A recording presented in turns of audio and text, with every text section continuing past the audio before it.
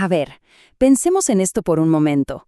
Cuando pasa algo, un desastre, y prendemos las noticias, ¿no queda a veces la sensación de que ya vimos esa historia? ¿Como que es siempre lo mismo? Bueno, justo de eso vamos a hablar, basándonos en el libro Periodismo y Desastres. La idea es entender no solo cómo los medios cubren las catástrofes, sino también cómo las catástrofes terminan moldeando al periodismo. Es que es casi un acto reflejo, ¿cierto? Pasa algo terrible y ¡pum! De inmediato al celular o a la tele. Es como una necesidad. Pero aquí va la pregunta clave. ¿Esa historia que consumimos en caliente, es de verdad toda la historia? ¿O es nada más el capítulo más espectacular de una trama mucho, mucho más grande y complicada? Ok, este es nuestro mapa para los próximos minutos.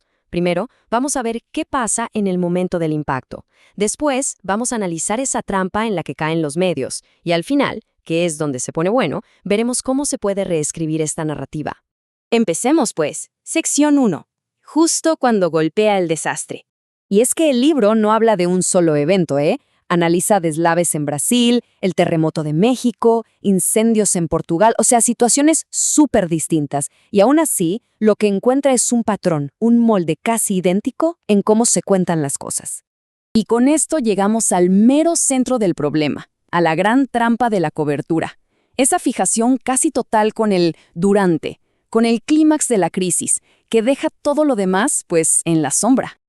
Es como si fuera una obra de teatro. Se abre el telón y lo primero que vemos es el espectáculo puro, el impacto, las imágenes más fuertes, todo diseñado para atraparnos al instante. El análisis de fondo, ese se queda tras bambalinas. Y este espectáculo se repite y se repite en un loop casi hipnótico. Las mismas escenas, una y otra vez, como un ritual. El problema es que es un ritual que casi nunca se detiene a preguntar, a ver, ¿cómo fue que llegamos a este punto? Y luego miremos a las personas, a las que están en el centro de todo. La cámara a menudo las presenta como víctimas pasivas, solo esperando ayuda. Pero la realidad en el terreno es otra, ¿eh? Son comunidades enteras organizándose, rescatando, reconstruyendo. Pero esa parte de la historia casi nunca la vemos. Y este es un punto clave. El libro lo dice sin rodeos, se abusa del impacto emocional. Pero, a ver, pensemos. ¿Qué pasaría si en vez de buscar la lágrima fácil, el periodismo se dedicara a darnos herramientas, a decirnos, de forma clara y útil, qué hacer para estar a salvo? El cambio sería enorme.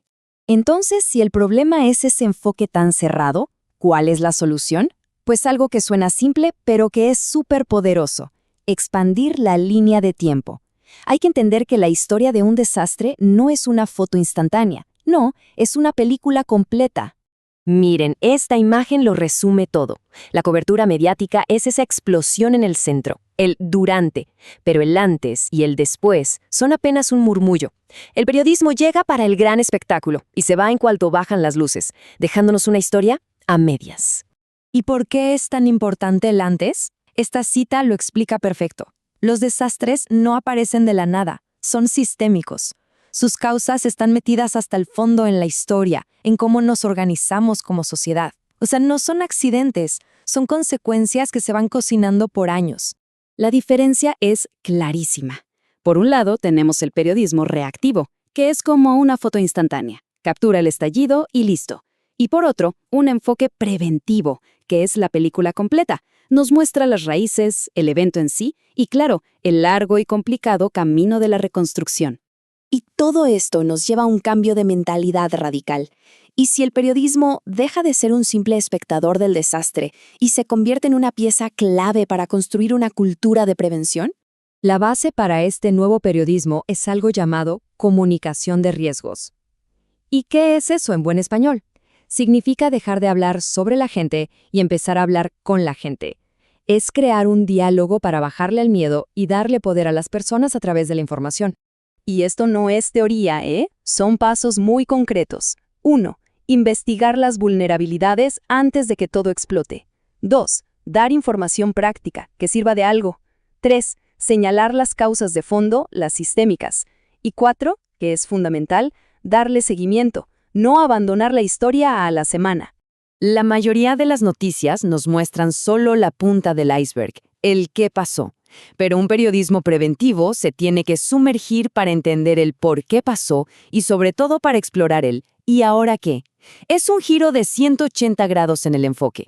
Bueno, ya vamos llegando al final. ¿Con qué idea central nos tenemos que quedar de todo esto? Resumámoslo en 3 puntos. Primero, la noticia del desastre, así como nos llega, casi siempre está incompleta. Segundo, para que la historia tenga sentido, necesita a la fuerza el antes y el después. Y tercero, el más importante. Cuando se cuenta la historia completa, pasamos de una cultura del desastre a una de prevención, y eso nos hace más fuertes a todos. Y ojo, que esto no es solo un debate académico. Como dice esta cita, estamos hablando de acciones concretas que pueden, literalmente, salvar vidas. Así de importante es. Se trata de preservar nuestro entorno y enfrentar esas vulnerabilidades que nos ponen en riesgo. Así que, la próxima vez que una crisis acapare los titulares, la pregunta que queda en el aire es, ¿nos quedamos con el puro espectáculo o buscamos las causas, las soluciones, la historia completa? Porque si como audiencia empezamos a exigir esa historia completa, no solo puede cambiar el periodismo, nos puede ayudar a construir una sociedad mucho más preparada y segura.